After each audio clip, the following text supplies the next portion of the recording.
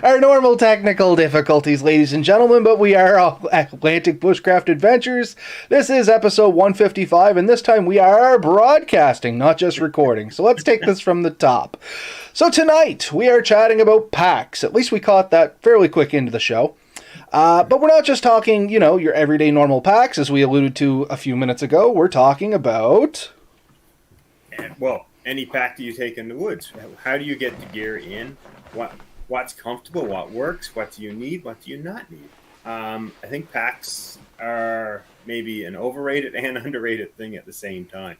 People spend a ton of time and money on packs and sometimes don't really consider what they really need. Or they just spend more than they need to get something that's way more than they need that doesn't make their job actually easier, or they don't have the adequate pack and actually can put themselves at a bit of a health risk. So it's quite the interesting topic. And we have talked about this, but it hasn't been for almost what?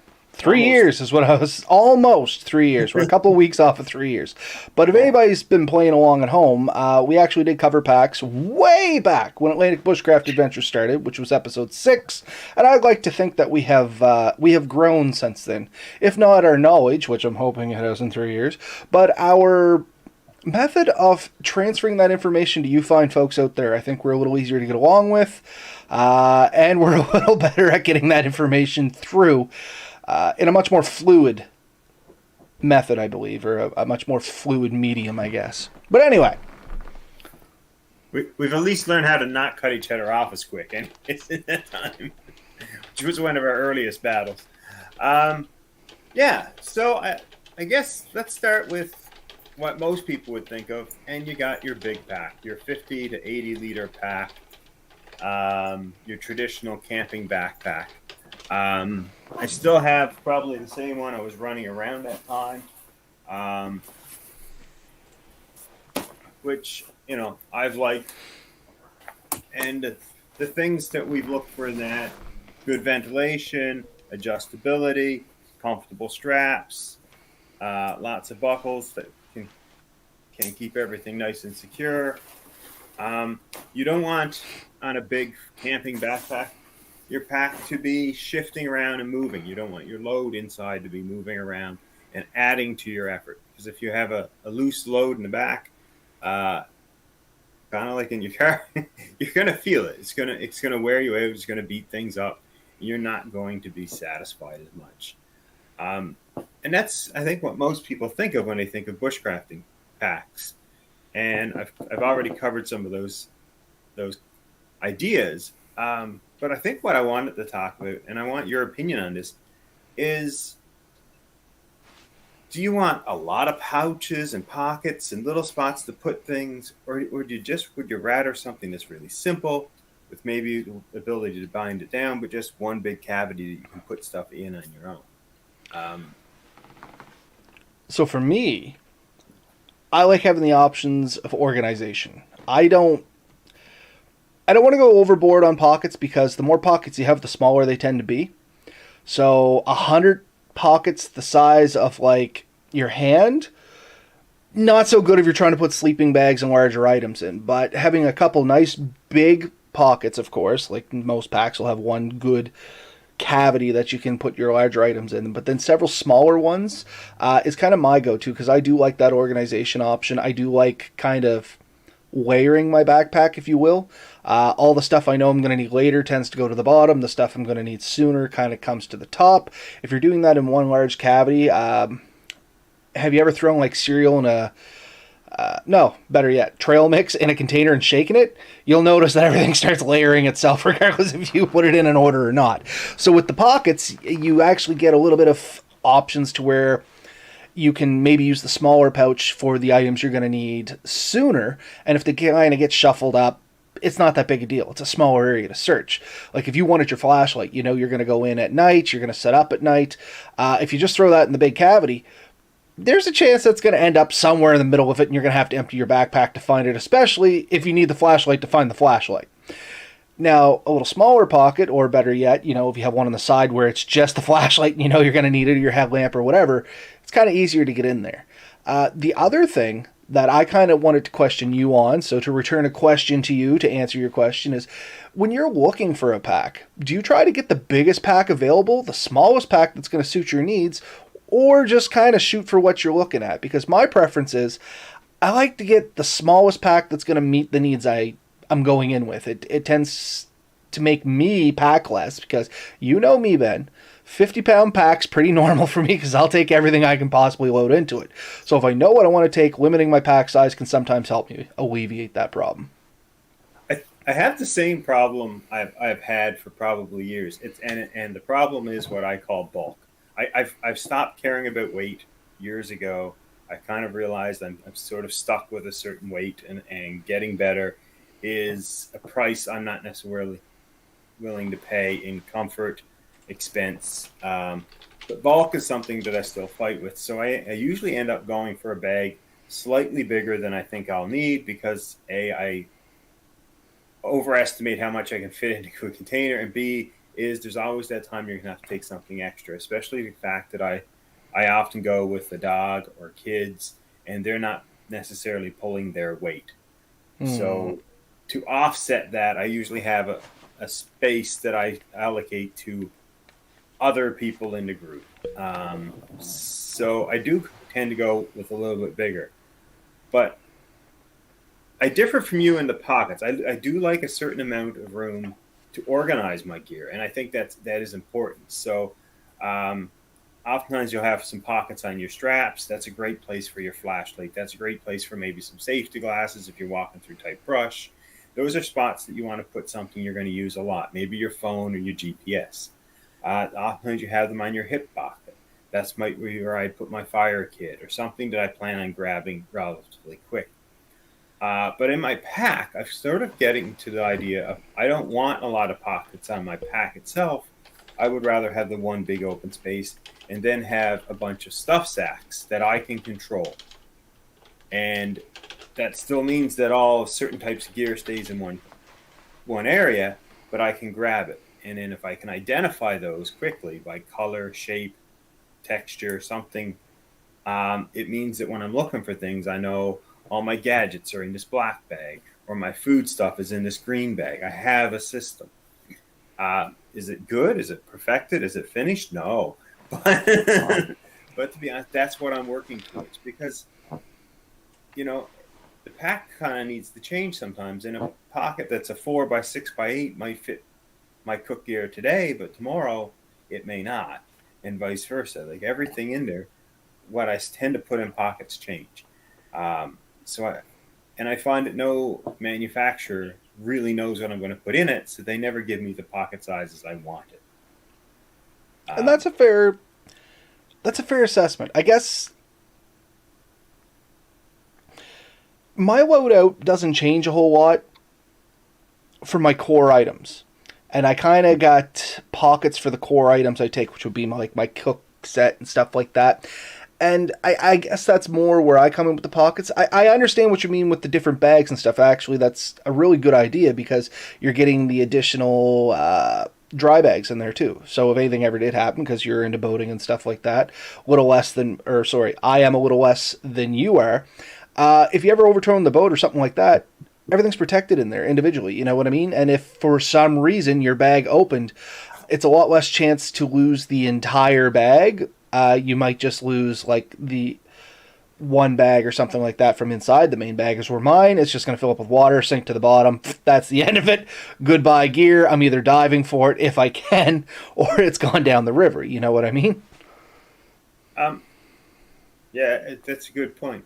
And not all my bags are waterproof, but I do have waterproof dry bags. I have a plethora of them in the basement where I keep all my stuff, and we do use them a lot. And believe it or not, the smaller dry bags tend to be our most popular, most favorite. You need a couple of bigger ones for sleeping bags, things you can't crush down.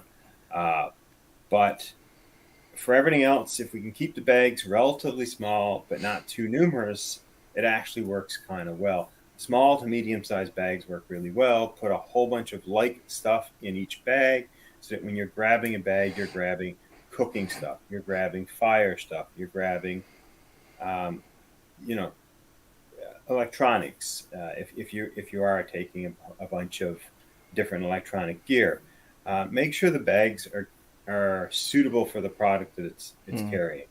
So if, like you say, if it's something that can't get wet, a dry bag makes sense. If it's something that could get damaged from impact, maybe something a bit thicker, a bit of cushioning ability. Take into account certain things like that. Um, if it's something that's going to be under pressure, like your sleeping bag, if you're just crushing it down, make sure it's a sturdier bag. Um, Mm. just things to keep in mind. The option that sort of veers from either of what we've been talking about, though, and it's still a full size bag option, is this style. And this is the style with molly webbing on the sides. I got molly webbing on the sides, on the front. I think there may even be some internal to some of these sometimes. And the beauty of the molly webbing is you can add a pouch. I believe, yeah, I'm sure you have Exhibit A. That's Yeah. basically my go-to bag. It's Molly, and I just add the bags on as I need. So I got a bag for first aid, I got a bag for fire, I got a bag for water, and I just change them in between my main compartments. And I think these two bags are probably fairly similar, about a 50-liter bag. Thereabouts. Yeah.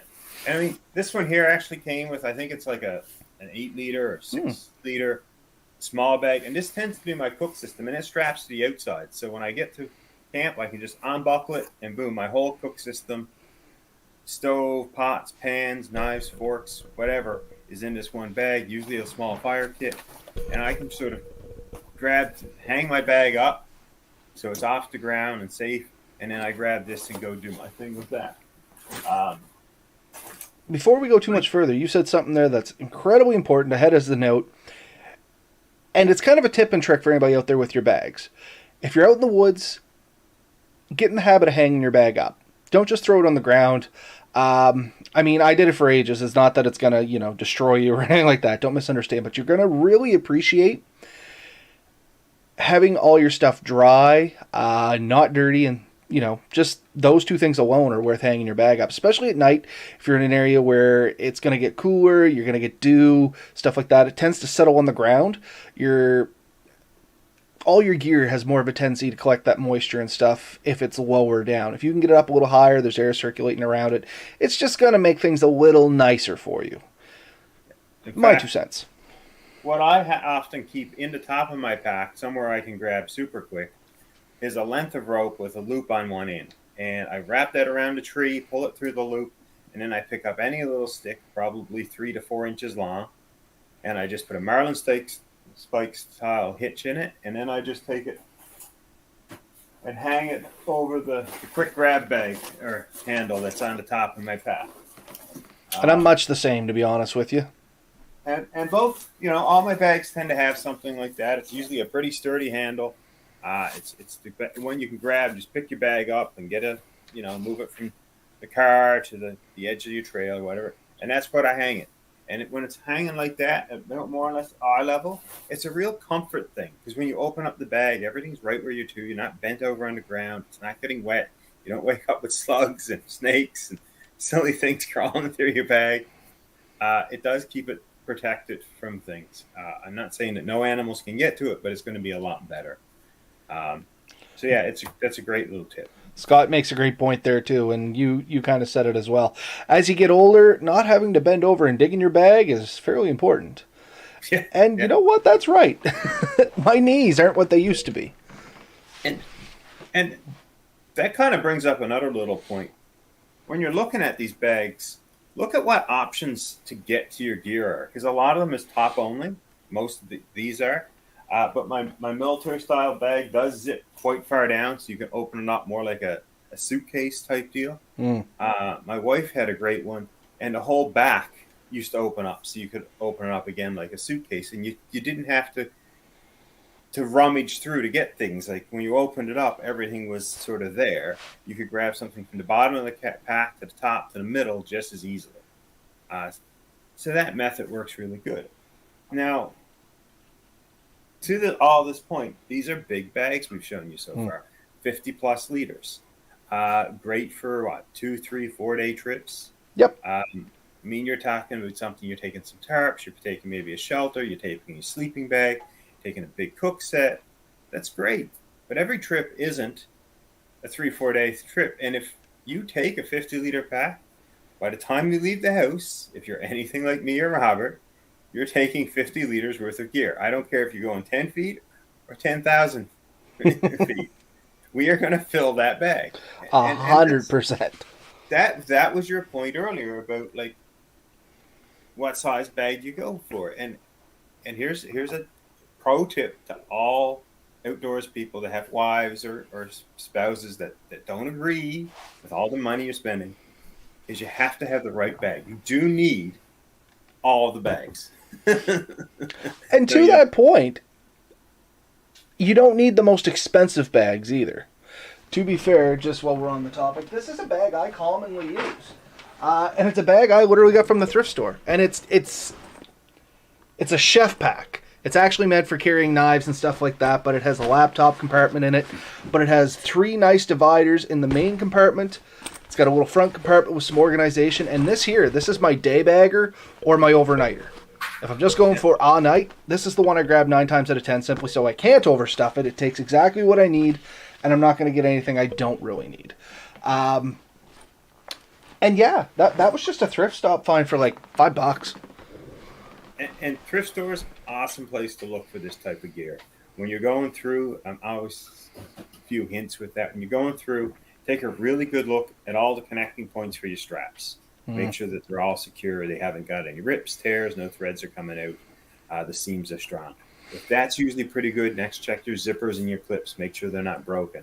You get past that, almost anything else is an easy fix. And I'm not saying you can't fix the other problems, because you can. Just those are the spots that it most likely is going to fail at. So check those spots, and you'll know you got a pretty good bet. I've picked them up on thrift stores, Kijiji, Marketplace, the sharp sale at the airport. One time I went in, they had like a whole bunch of bags there. I grabbed a couple because they just look cool. And I still have them. I still use them occasionally. And when I started, it was all big bags. Now I'm starting to look at smaller bags for day trips, maybe an overnighter, but something where I don't need as big a gear. Because the problem is, and this is what the ultralight guys have been saying for years, and I know we're not ultralight guys by any means. Our day pack weighs more than most ultralight people's week-long pack, right? Easily. But they have a really good point. And the point is, if you're carrying too big of a bag, if you're carrying too much of a weight, that's going to impact the enjoyability, the distance you're going to cover, and the way you travel. So if you have a big, heavy bag, you're not going to want to walk as far. You're not going to want to go off the trail as much, because that weight going over rougher terrain is going to wear you down quicker. It's going to make you regret that decision. So learning to pare down what you're taking, minimize the gear, the weight, take only what you need really does help. And if you're just going for a day trip, say you're going in to take some photos, do some geocaching, do a picnic with your family, you're not taking a sleeping bag necessarily. You're not taking 2 or 3 big tarps or a tent system. Maybe you're taking a tarp and a sit pad, or just a couple of snacks. Your bare bones kit. That's when you need to downsize a lot. And that's where you need your smaller packs. And on that note, even if you're carrying light gear in a big pack, the sheer bulk, as Ben was getting to, of the larger pack, that can be a hindrance all on its own.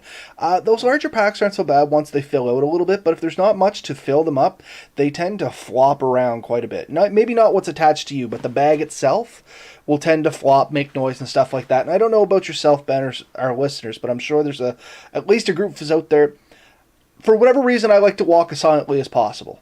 Little noises, continuous noises, they take away from the enjoyment of me being outside. I like to enjoy the nature, hear the sounds, stuff like that. If my bag is clanging and rattling and chiming and whatever else, it tends to scare the wildlife away. You get to see less stuff. It's hard on your mental health, especially if you're going a long way. And there's just that one thing that's constantly making a noise, the same noise over and over and over again. It will drive you nuts after about 12 hours of it. Oh, yeah, for sure. Yeah, anything banging around, anything moving around, anything that can get caught up. A lot of people don't proper good strap maintenance, Hmm. and that's or policing your straps. And that is once you get your straps to the length. Now, ultralight guys might say cut it, but I know for a fact that when I go from one jacket to the next, I need to adjust. I don't want to cut it short and then regret it later on if I'm going winter camping with the same bag. But I just roll mine up, and usually there's elastic straps on most of mine that I can stick it in. But if there's not, just get an elastic band or Piece of just black go. tape. I've used that. Fold them up, Right. just hold it in against the other strap, and just a couple quick wraps of black tape will hold them. Yeah, I mean, there's a lot of good options for that, but tie those down. Um, Better packs will tend to have a lot of cinching down options, which means you can take a 70-pound pack, put 20 or 70-liter pack, put 20 liters in, pull it down, and it'll be just as tight and hold the load just as well. Uh, it has a limit. Like you just can't put like a single pop bottle in a huge bag and think, well, it's not going to move around because it's going to. But if it's somewhat reasonable, you can usually cinch it down pretty good, and that makes the difference between a good pack and a not so good pack. Just that ability to tighten everything down and control your load. So while we're on that topic, why don't we keep going down that rabbit hole? What makes a good pack? And what Ben just alluded to there is a good pack is one that's going to give you some options. Cinch points are a big thing to look for. Just as Ben was saying, you can kind of shrink or grow that pack as needed. A big thing I look for on all my packs, minus this one day pack, and to be fair, this day pack I use a lot when I'm hunting, so I only wear it for a short amount of time and I'm taking it off and back on, off, on. So it wasn't as big a deal with this one, but for any of my packs where I'm going to be going out for a while, I look for a waist strap and a sternum strap. Yep. And that's the one that crosses across your chest and the one around your waist. And to me, that just gets everything closer to my body. It distributes the weight a little better. It's more comfortable to me. And a lot of people say, "Oh, I like the the hip strap, but not the sternum strap." And I have a couple bags without the sternum strap, and honestly, that sternum strap for me makes a world of difference in its comfort.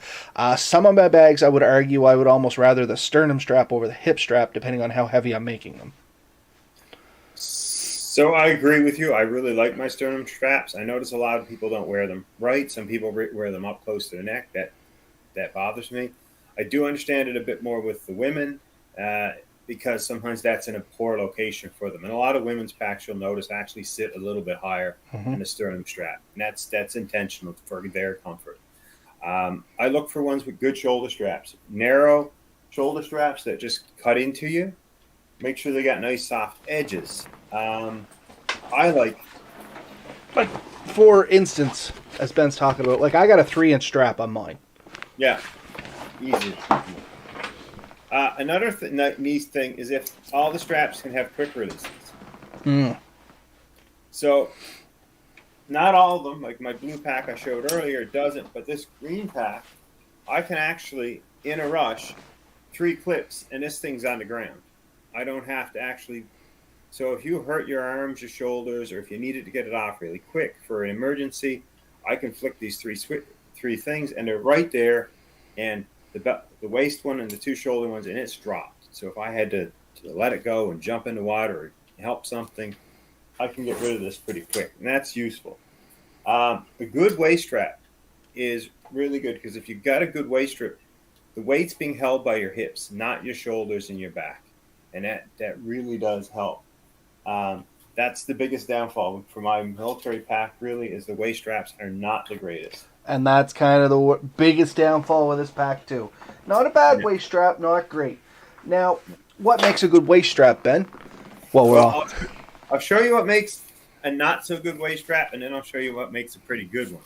So in this one here, it is simply the strap going into the pack with 2 small cushioned straps that sit on part of your hip. The thing is, these don't always sit where they want, and I do find these slip. So every now and then, I have to adjust this one, and I find it falls out. Now, at some point, I'm going to sew it across so it never moves again, and I'll still have my adjustability up here. That's a poor excuse for a waist strap, in my opinion. and funny enough, look at how mine's all laid out the exact same. I got that backpack out of a military surplus, so Does not surprise. There we go. This one here, look at this. Nice big hip strap. It's massive. It's cushioned. It's got a little pocket in it. I got lots of room. It's solidly mounted. And the adjustability is up in the front.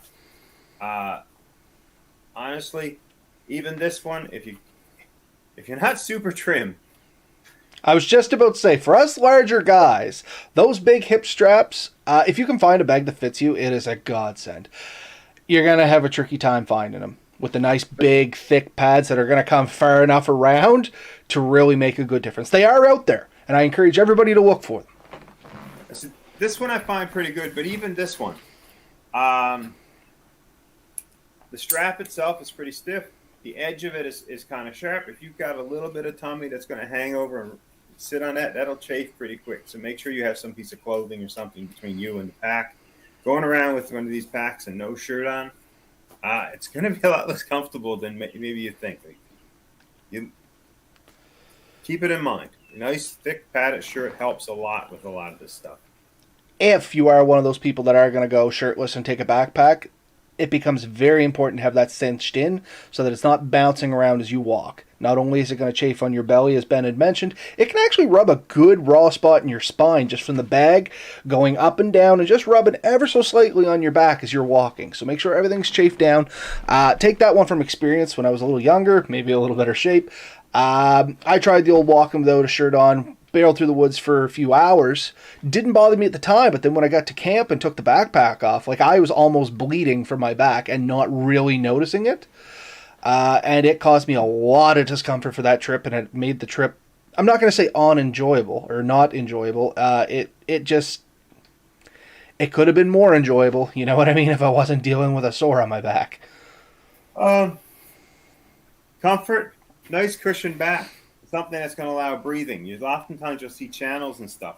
These channels are going to allow air to get up, because if you got a pack pushed against your back and you're hot, you're going to sweat through your back, and then all of a sudden, this is going to be an area of discomfort. So I mean, this particular pack, they did a lot of good things. They got a nice adjustable back. I can adjust to my spine length. They got nice cushion straps, nice cushion back, nice cushion hips. I like it. It cinches down. It does have a lot of advantages. Is it perfect? No. It has some issues in its own. But overall, a pretty good thing. A lot of pouches, pretty sturdy. One last thing to take a look for. A lot of good packs will come with this, and that is a rain cover. Yes. Again, this one here, I haven't used it a ton. I actually had a conversation with my wife earlier in the week, and we talked about this, and I said, I have them. I don't think I've ever used them. She said, you have used them. She said, we used them one time in a canoe.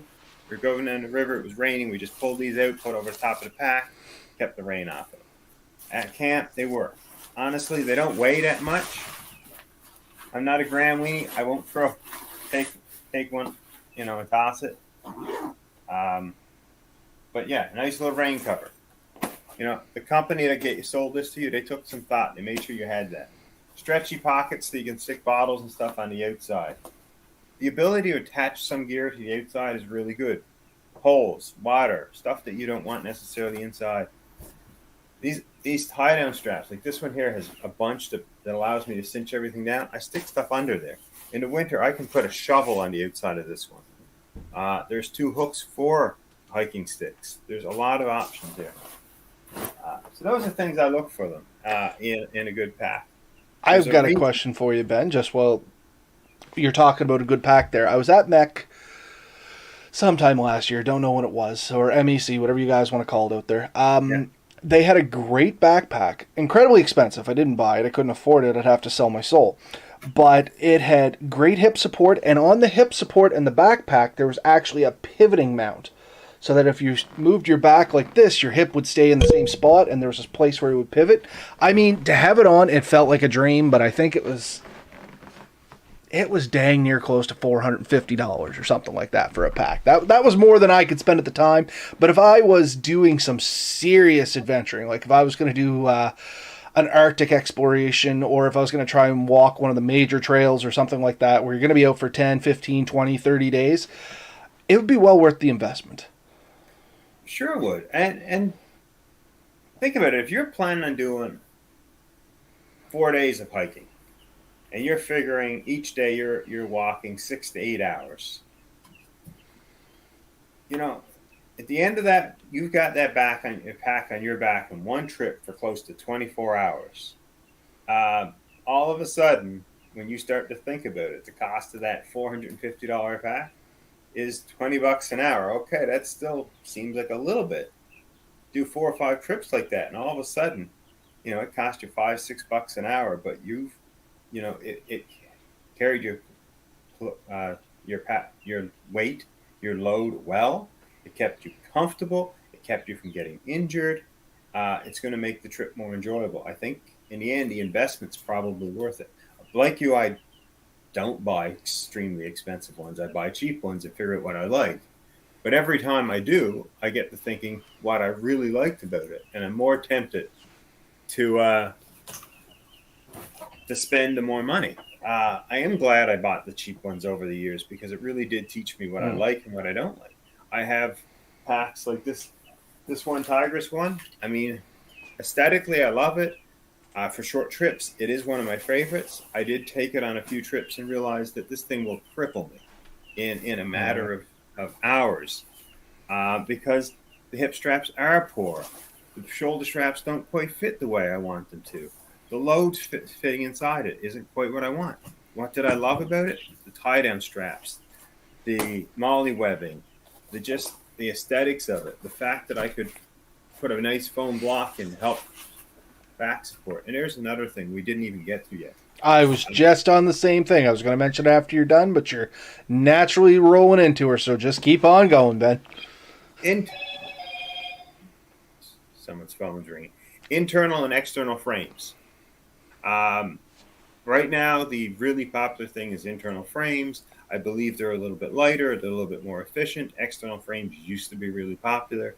My father used to have one. I remember it was like aluminum pipes, and everything just hooked onto it. It has a lot of advantages in itself, and we've looked at them in the past of ones that we really kind of liked.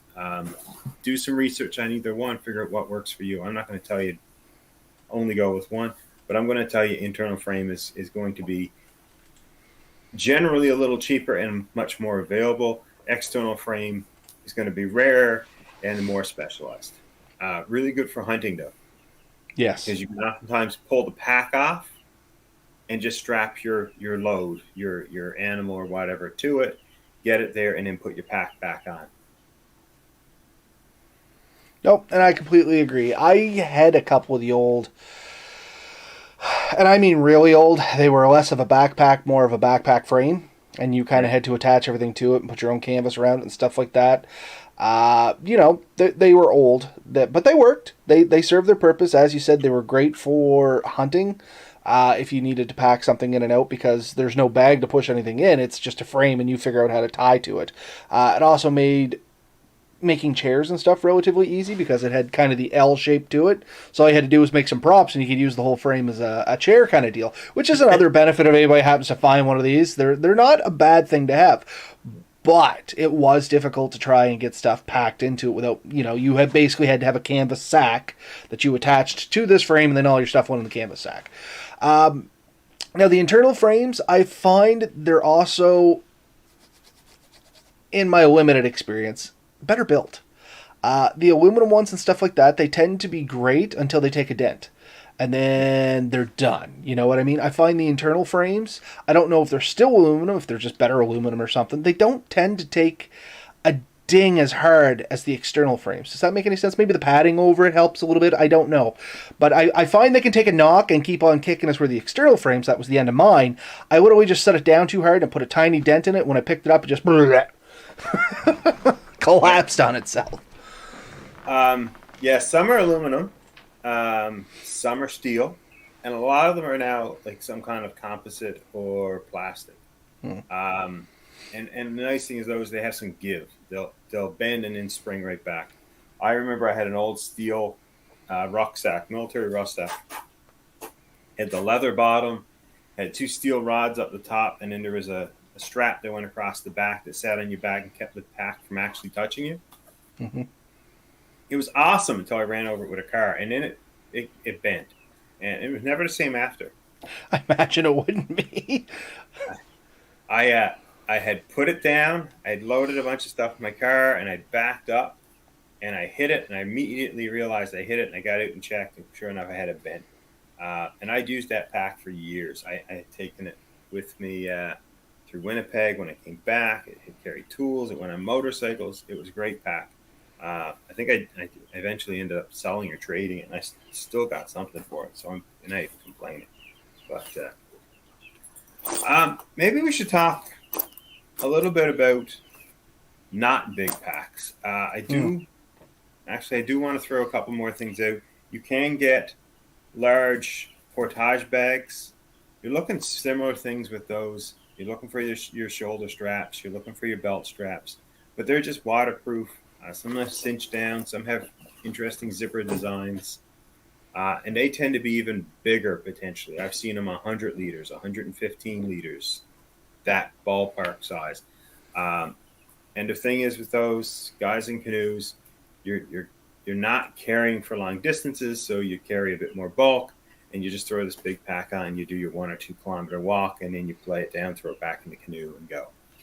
So those are another one. I don't own one. I've looked at them. I keep thinking I want one, but then what we talked about earlier, a few dry bags in my backpack. The backpack gets wet. It's not at the end of the world. It will dry, and if I'm portaging, then I'm probably only wearing it for a short period. Hmm. Is there anything else? Barrel bags. Let's just throw that. You can get the big